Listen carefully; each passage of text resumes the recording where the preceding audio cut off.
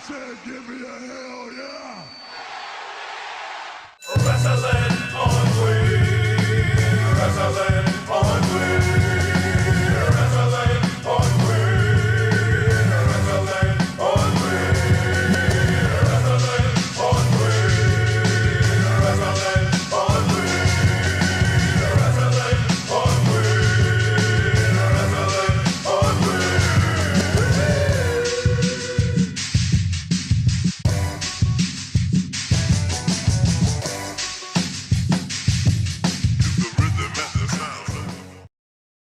Hola, people! It's Two-Face the Wild Boy, a.k.a. the Dan Wilder Experience, a.k.a. El Champion of the People, your herbal chief. Acknowledge me, Senor WrestleMania's Backlash. But anyway, welcome to the WoW review joint for Raw, Monday, October 11th, and it all kicked off with a guy who likes to remind us of his accolades. A guy that has been force-fed us and who's supposed to be drafted to SmackDown, but he's kicking off Raw because the new rosters from the draft are not going to start until after Crown Jewel. Drew McIntyre comes to the ring, and he got a pop from the crowd because he shouted out the Warriors, and then he starts listing his accolades and how he held down Raw during his, uncertain times and yada, yada, yada, and he brought up Crown Jewel, where he'll be facing Big E for the WWE Championship. And he wants to take it over to SmackDown. Then, Drew McIntyre was going to bless us with one of his wonderful, long, drawn-out stories again. But he was interrupted by the WWE Champion Big E, who came to the ring and basically told him, listen, I get it. You are that dude. You done accomplished so much stuff. But now, this is my house, and you are not taking this championship from me. Because he has tasted the juices of being a champion. The nectar just drizzled down his neck and all the way down in between his nipples. Because we wanted to think about Big E's nipples. Drew said he's going to run through Big E just like he did Randy Orton, Goldberg, and Brock Lesnar. Then, out of nowhere, the Usos showed up. The SmackDown Tag Team Champions showed up on Raw. Now, here's something interesting we're going to talk about in a little bit, because Jey Uso said that if Drew wins the title, then he can take it over to SmackDown, and the tribal chief, Roman Reigns, will be happy to take that title from him and merge the titles. This was not the first time it was said during the show. Then he said if Big E wins, then hey, you get to face the tribal chief, Roman Reigns. Now that they delivered their message from the tribal chief, they decided they're going to walk off, and Big E was like, hold on, Slim. You going to come in here and pop up all that stuff, and I'm sure I can speak for Drew over here. And Drew was like, no, absolutely not. You cannot speak for me. The Usos were like, I bet. Well, clearly I know what you're getting at. So how about the two of you take on the two of us in a tag team match later on tonight? It's set up Usos versus Drew McIntyre and Big E. Main event, let's go. Then the Usos attacked Drew and Big E and left them laid out with a double super kick. Next we had the King of the Ring, round one, Xavier Woods versus Ricochet. And when I tell you that this was a match, I mean, this was a match. This was professional wrestling. Wait a minute. We can't say that on WWE. Ha ha! Y'all can't say it, but we can. Ha ha! It was a great match. Definitely something you want to watch. Ricochet hit Xavier Woods with a superplex from the top rope. I mean, he went so far over Ricochet's head that it looked like he was going to flip out of it, but he connected the superplex. Insane. Plus, Xavier Woods did an amazing suplex gut buster. It was like, ooh, and I got a big gut, so that looked like it hurt. I got a little nauseous. I couldn't even finish my dinner. That's a lie. I ate all my food. Ricochet hit him with 2 suicide dives. Then when he went for the third one, and Xavier was like, nah, Slim, and whoop, and slams him into the barricade, gets him back into the ring, and finishes him off with his signature elbow drop. Yes, Xavier Woods is going to round 2 of the King of the Ring tournament. Let's go, Xavier. Win it all, baby. Next, we had RKBro in the locker room when Riddle came up to Randy and was like, guess who has a match against Omos? Or did he call him Omos? Everybody has a different pronunciation for Omos. I don't know. Anyway, Riddle says, I'll give you a clue, bro. He has a sweet head of lettuce and loves Lunchables. Then Riddle reveals it was him, and he set up the whole plan just like a baby viper. So what's the plan, Randy? What's the plan, Randy? We can set up the plan, and they won't know the plan. Like our plan to have matching snakeskin Speedos. It happened. He said it. Riddle is golden. But Randy was like, listen, last week was a one-time thing. You shouldn't have set this up. You're on your own, kid. And Riddle was like, oh, I get it. Like, it just didn't sink in. Next up, we had Mustafa Ali and Mansoor versus the Hurt Business because they reunited, but when they introduced them as Cedric Alexander and Shelton Benjamin, no mention of the Hurt Business. Please don't ruin this, Raw. Please, WWE, please don't ruin this. We'd love to see them back together, okay? But it ended up being a squash match. With all this push that we've been getting from RKBro Jr., Mansoor and Ali, they got squashed by Shelton Benjamin and Cedric Alexander of the Hurt Business or not. So after they got squashed, Mansoor picked up Ali like, hey, man, it's okay. We're going to be all right. And Mustafa Ali shoved him. He got pissed off. He blamed it on him. He threw a fit, and he left the ring and just left Mansoor like, why, bro? Why'd you leave me? Come back. RK-Bro Jr., not here for it. Continue on. We had a recap of Shayna Baszler's Rampage just destroying arms and elbows and things, and we had to listen to my baby Nia Jax screaming, screeching, and how she did the same thing to Eva Marie. Oh well, Eva Marie deserved it. Plus the way that she beat up on Dana Brooke, who she ended up having a one-on-one match with. Dana Brooke actually started off pretty strong and then looked at Corey Graves like, yeah, you see that? Following those beautiful words of encouragement that Corey Graves had for Dana Brooke, pretty much sucking as a wrestler. I said wrestler. You can't say those words in WWE. Dana almost got the win a couple of times, but almost ain't good enough because then she got hit with a knee from Shayna Baszler and rolled up for a pin. Shayna Baszler wins in the first round of the Queen's Crown Tournament. She advances to the semifinals. And it wouldn't be Shayna Baszler if she didn't try to attack Dana Brooke even more after winning. But Dana Brooke got away and said, not cool, uncalled for, don't do this to me, I got away, and then ran off. Is there spit on my lens? Then we went backstage to the Queen Charlotte Flair, who says she cares nothing about Shayna Baszler, and she doesn't even care about Sasha, Becky, and Bianca. She went on to talk about how Bianca Belair is, she's cool, she does her thing, but she ain't down to get down and dirty and nitty gritty and do whatever it takes. In other words, cheating. She said Becky is all talk and no action, and she just rides the wave and momentum of other people. She then talked about how many times she beat Sasha and said she wants Sasha to win, so that way they can face off and she can be a double champion and merge the belts. This is the second time that we've heard someone referencing taking the two belts and combining them to one, or being a double champion. What do you think? Let me know in the comments, because this is crazy. Do you think they're going to merge the titles and then have the champions go on whatever show they want and everybody else remains on their roster? I don't know. Could be interesting, because last night was pretty stacked with superstars. Not pro wrestlers, WWE superstars. Next, we had Riddle versus Omos, who came out to AJ Styles music. Doesn't he have his own theme song? AJ Styles comes out, does the intro, and then he just steps aside and points to the big giant freaking shadow that's walking behind him, and then Omos comes to the ring. Now, before the match started, Riddle gets on the mic, and he's like stalling. He praises Omos, and he just gets to rambling, and then totally loses thought, and he's like, oh, I lost my thought, bro. Has that ever happened to you, bro? When you're talking about something, and then all of a sudden, you just forget what you're talking about? Another weed reference. Another high moment. How do I know? Because I do it all the time. I am Brain Fart McGee. Back to the subject. He was waiting, and then he goes,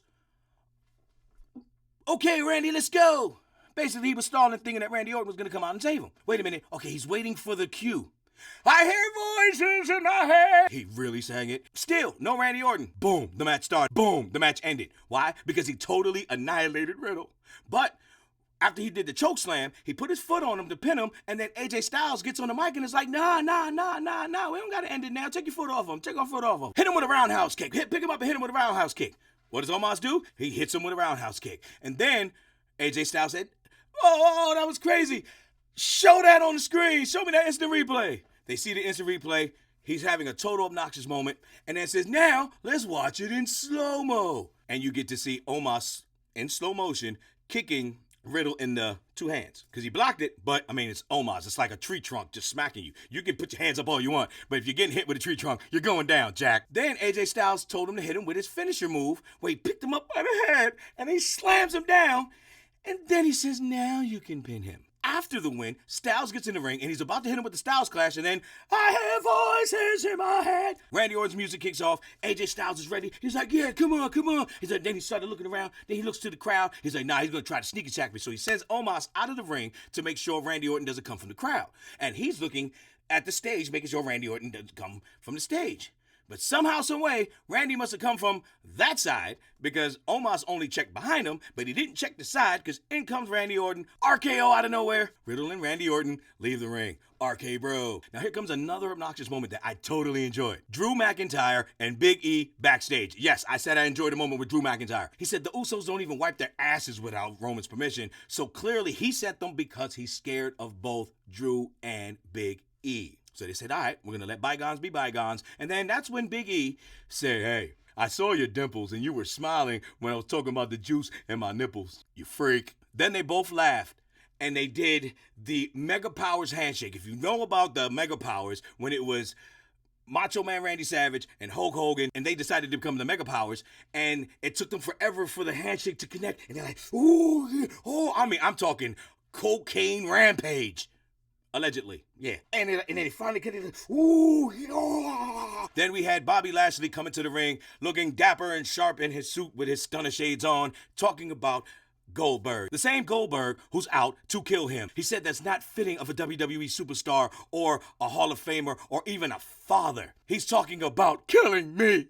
He wants to kill me. He's talking about murder. Murder was the case that they got me. So he was looking kind of soft, but you know, it is what it is. And after it was just a very long, drawn out talk to basically say that you cannot kill the Almighty. He could have done that all from backstage with somebody interviewing him, but I get it. He's the Almighty Bobby Lashley, and I'm not fucking with him. So he just went and said, listen, you can't kill the Almighty.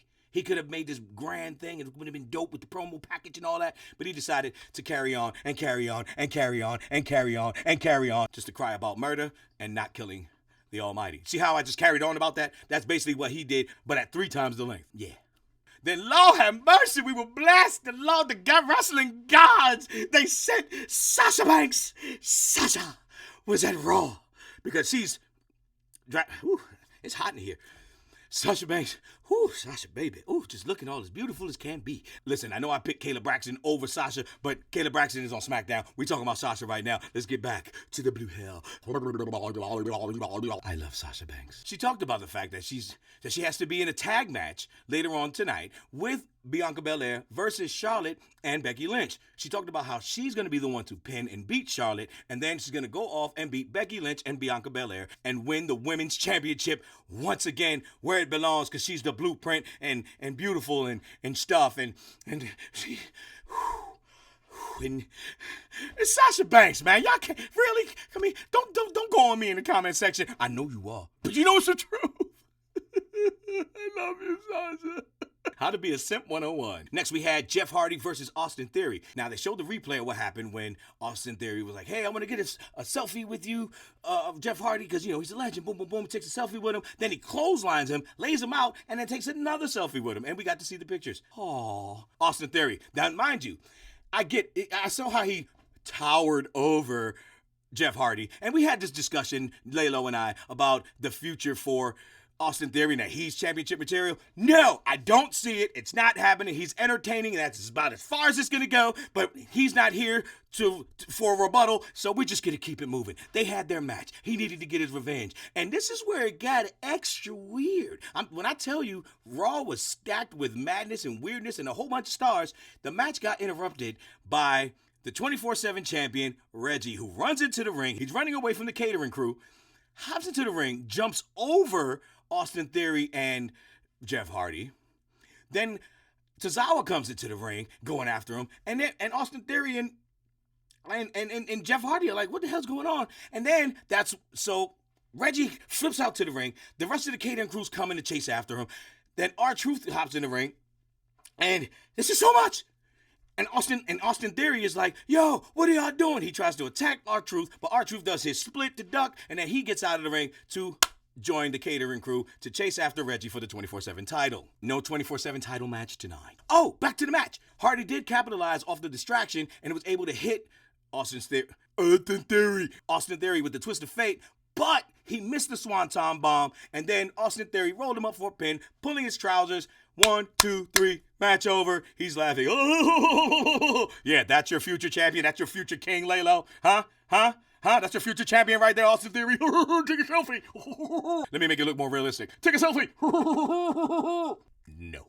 Next, we had a recap of the SmackDown Women's title feud, and now it's Bianca Belair's turn to talk her trash about the 3 other women that are in the tag match later on that night. She talked about how she's going to make Becky no belts instead of Becky 2 belts. Bianca says she's nothing like Charlotte because she doesn't have to cheat to win, and when it comes to Sasha, she already beat Sasha at the main event of WrestleMania. She has nothing else to prove with Sasha. Then she says she's going to double pin Becky and Sasha at Crown Jewel. But tonight, it's all about Raw, and I go here now.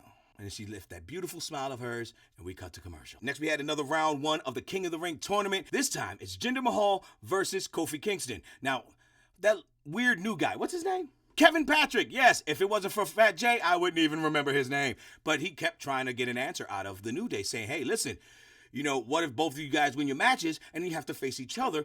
Who would win in the next round of the King of the Ring tournament? And it's like, and they're like, who?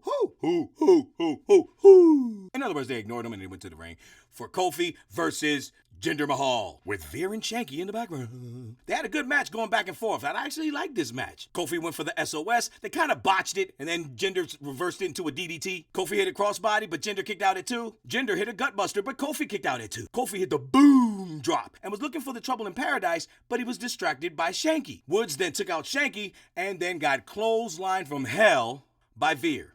That man's got a strong-ass arm. He's got a big-ass future because he's the only one out of the 3 that's going to remain at Raw while Jinder Mahal and Shanky are going to SmackDown. Big future coming for this guy. I like it. Kofi then took out Veer. Now back inside the ring. Kofi went to the top rope, tried to hit the double axe handle, but Jinder Mahal reversed it, hit the Kailas, and pinned Kofi for the win. Jinder Mahal is going to the semifinals of the King of the Ring tournament. Next, it was Becky Lynch's turn to be backstage and talk her shit about Sasha, Bianca, and Charlotte Flair. Becky says she always raises the bar, and this time she's raising it even higher. She says she's the longest reigning Raw Women's Champion, and she never even lost the title because she's always 5 steps ahead of everyone. Then she compared having Charlotte as her tag team partner to the smell of piss in a downtown alley. Have you ever been down a downtown alley? It's nasty, but you can get away with peeing and not getting caught, especially if you're a guy. Then Becky said she's going to be the one to get the win because that's what she does. She's a wiener. And then it was time. Sasha and Bianca versus Charlotte and Becky. They all get to the ring. Before the match can even start, Bianca is pushing up on her chest, on Sasha's chest, and pushing her to the corner like, yo, I'm going to start this match. But then Sasha grabs Bianca's ponytail and pulls it like, no, I'm going to start the match. And they get to fighting. The bell didn't even ring yet. I mean, it got physical real quick. And then Becky got involved. And then next thing you know, the 2 people that are supposed to be tagging together, you got Sasha and Bianca Belair rumbling and spatting. I don't know what this is, but this is how it's gonna work. And then you have Charlotte and Becky Lynch going at it. So you got they're supposed to be going at other people, the other team, but they're fighting each other, and then they just get the wrecking and squabbling, and everything's out of control. And then they get outside the ring, and then there's more referees coming out, and the officials like, no, you gotta stop, we gotta have this match. And they're like, all right, clearly not gonna have the match, but no. Daddy DeVille, Sonya Deville, and her assistant, the guy who looks like the creative character on WWE 2K, said, no, we're not having this. This is not how it's going to end. All of you get back in the ring. Now, mind you, this is Sonya talking because Adam Pearce, you know, he lost the bass in his voice and no longer has his Adam's apple. Sonya Deville told him to get back in the ring. This match is going to start. And they keep squabbling. Like, no, you're going to have this tag team match now. Do it. Cut to commercial. Back from commercial. The match actually started. Good back and forth. And we actually saw a little bit of tag team, togetherness. Not this, but this. I don't know what that is. I'm going to work on this. This is new to me, okay? Just work with me, Wild Nation, okay? Please, thank you. But Sasha and Bianca were working together to try to tear off and destroy Becky Lynch's arm. Then eventually, Sasha tags herself in. Charlotte tags herself in. A lot of tagging themselves in tonight. It even happened later on in the main event, too. Then next thing you know, they're going back and forth, and it's just no control. The referee lost control of the match, so he said, you know what, the hell with it. He said, yo, ring the bell. This is a no contest. And they all get to squabbling again, and we have a rematch of the tag partners fighting tag partners, and they were supposed to be going crazy, and next thing you know, they're all beating up each other. And to make the long story short, you gotta watch. It's actually rather entertaining to see the amazing cat fight. Is that insulting? I don't want to get canceled. Can we say cat fight when women fight nowadays? Because, people are very sensitive nowadays. Let me know in the comment section, because I'm here with you. Yes, it doesn't look like it, but I am. Look at the comment section. That's me, the My Promo Voice one. It's me! But after all the squabbling, that could be kissing, too, if you did it softly. No. After all the squabbling, Becky Lynch, the man, stands tall in the ring. Next, we had Raw's special guest, the Usos, backstage, and Jimmy was on the phone talking to Roman Reigns, said, "Hey, Big Oos, yeah, we handling that Big Oos, you know what I'm saying? Boom, boom, boom, boom, boom, yeah, Oos, yeah, Oos, yeah, Oos, Big Oos." What did Roman say? Jimmy replied, "Complete the mission, dog." "Yeah, Big Oos, yeah, we're gonna do that, Big Oos, we got you, Big Oos. Thank you for giving us permission to complete the mission, Big Oos, Big Oos." Yeah. Next, we had another round 1 match of the Queen's Crown Tournament, Duodrop versus Natalya. I enjoyed this match because I kind of thought that Duodrop was gonna get, just buried after the whole Eva Marie thing was over with, and actually liked the way it worked out with her and Natalya. Duodrop went for a senton bomb, and Natalya moved out the way. Natalya hit a running neck stop and then drop kicked her. She went for the pin, but Duodrop kicked out. Duodrop went for the cannonball, but Natalya moved out the way and hit the discus clothesline. Boom! She actually nailed it. Most of the time she does it so slow, it's like, how do you not see it coming? But this time she did it fast. She pinned Duodrop, but Duodrop kicked out. Then Natalya dragged Duodrop to the middle of the ring to hit the sharpshooter. But Duodrop actually countered it and rolled up Natalya. Duodrop wins in the first round of the Queens. Let's try that again. Queen's Crown Tournament. She's going to the semifinals. She'll be facing Shayna Baszler. Now back to the obnoxiousness of Monday Night Raw, October 11th. We have Johnny Drip Drip. Yes, John Morrison, but he's going to be called Johnny Drip Drip from here. He's stuck with that. I love the name. So he's backstage. He's meditating. I love a nigga yo channel. When he was approached by the women's tag champions, Rhea Ripley and Nikki ASH, and Rhea was like, "Dude, what are you doing?" Johnny Drip Drip said he's channeling his inner chi to communicate to the world, because there's a lot going on up here. Then Nikki said, "Good, it's always good to follow your dreams." The ladies walk away, and Rhea Ripley was like, "Yo, do you know what he was talking about?" And Nikki Ash said, "Nope." And that was the segment. Then we had our WWE champion Big E backstage preparing, getting ready for the match tonight. Then Austin Theory showed up to take a selfie with Big E. Selfie! And then he left. I'm telling you, this is your future champion, according to Laylo. Get me later, because you can't stop me now, Laylo. I've got the power! Austin Theory is nothing more than a comedy gimmick. You know what I meant. Then we had an interview from Mansoor, being asked, "What happened, man?" And he's all hurt, and he's like, "I just don't get it, man." Then Ali showed up and told Mansoor, "Listen, dude, you just don't get it. You're a loser. You're worthless." Mansoor was like, "Man, I'll talk to you later." But then Ali attacked him from behind, beat the hell out of him. I'm talking severe beatdown. I guess so he can understand it, so he can get it. I don't know. Looks like a setup for a match where he goes home to Saudi Arabia to face Mustafa Ali, but it hasn't been announced yet. I'm pretty sure that's what we're going to see at Crown Jewel. And now the main event. The Usos versus Big E and Drew McIntyre. It was a great match, but not the best results. They both went back and forth, because that's what happens in matches. Super kicks and knee slaps. Irish whips to the steel steps. Ow. Frog splashes and many more. Then Drew McIntyre hit the countdown. 3, 2, 1, and Big E tags himself in. Yeah, get out. Yeah, get out of the ring. Tag, get out of the ring. Then Big E turned around to 2 knee-slapping super kicks. Jey Uso went for the pin, but Big E kicked out. Jimmy Irish whipped Big E to the corner where he hit Drew. Both Drew and E started brawling outside of the ring. The referee counted till 10, and it was a count out. The Usos then hit double suicide dives on the Big E and Drew. But eventually the good guys had to win this one. Therefore, Big E and Drew eventually took out the Usos, but they lost the match. So technically speaking, the Usos did get their job done. Then it wouldn't be right if Drew McIntyre and Big E didn't start squabbling in the ring, where Drew ended up standing tall. He got Big E with the Claymore. And that's how the night came to an end. But don't go anywhere. Don't you dare move. Hold on. Because after the review, you know what we do. It's time for the blunt ratings. It's time for the blunt ratings. If this is your first time tuning in, this is how the blunt ratings work. We take each show and break them down into 5 categories: matches, promos and backstage segments, storytelling, commentary, and the crowd. For each category, each show can get up to 5 blunts. The average score of those 5 categories stands as the official blunt rating. Those are the rules. Now let's get right into tonight's edition of the blunt ratings. We want the smoke. Talk to him. We want the smoke. We want the smoke. Come on, Charlie. For matches, I enjoyed Duodrop's match.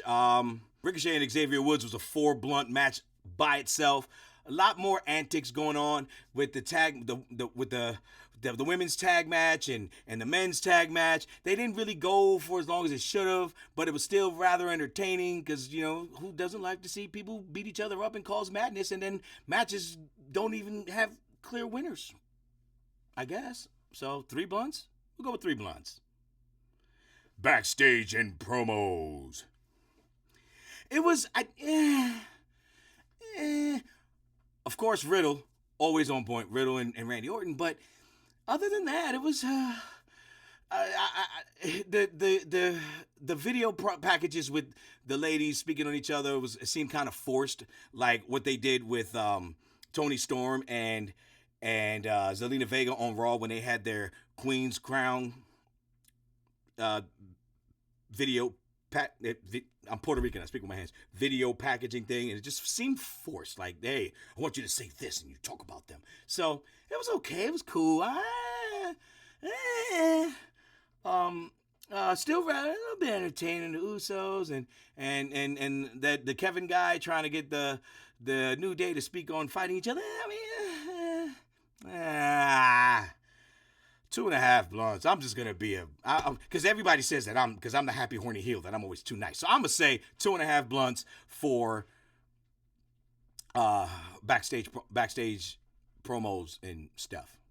Storyline. I get what they're trying to do. What bothers me about the storyline is that after having the draft, nothing from the draft, nothing of the results, none of the new rosters are taking place until after Crown Jewel. So I like how they're trying to spin it. I see how they're trying to drag it on into Crown Jewel, which is a week from Thursday. So I get it. But there's nothing new going on. So, again, I guess for the entertainment value, I'll give it 3 blunts for the entertainment value. I mean, because it was a packed show with superstars, but it wasn't too much stories going on except for what the hell is his name? Mansoor and Ali. They got a story thing going. Omos and AJ Styles versus RKBro and their thing that they got going on. That's stuff that we're pretty much used to. Nothing really going on from there. Again, it's like they're just stretching everything to make it past Crown Jewel. So therefore, another 2.5 blunts. Commentary. Commentary was,